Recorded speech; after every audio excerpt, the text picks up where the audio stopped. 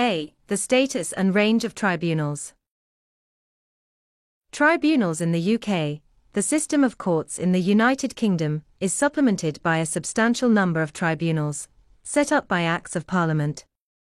They are described in the guidance given to government departments as those bodies whose functions, like those of courts of law, are essentially judicial. Independently of the executive, they decide the rights and obligations of private citizens towards each other and towards a government department or public authority.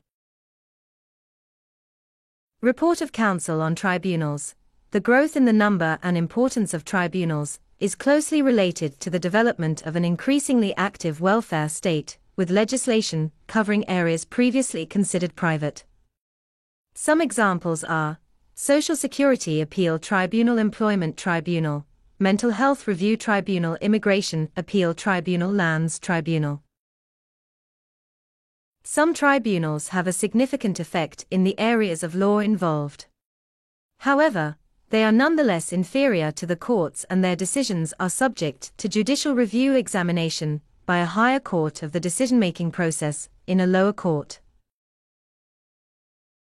B. Composition of tribunals and procedure. A tribunal consists of 3 members. The chairperson is normally the only legally qualified member. The other 2 are lay representatives, who usually have special expertise in the area governed by the tribunal, gained from practical experience.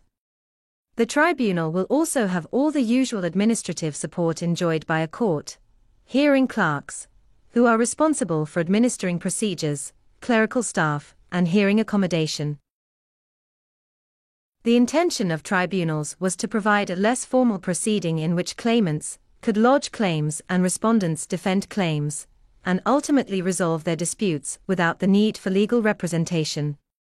However, procedures have become more complicated, and cases brought before tribunals are often presented by solicitors and barristers.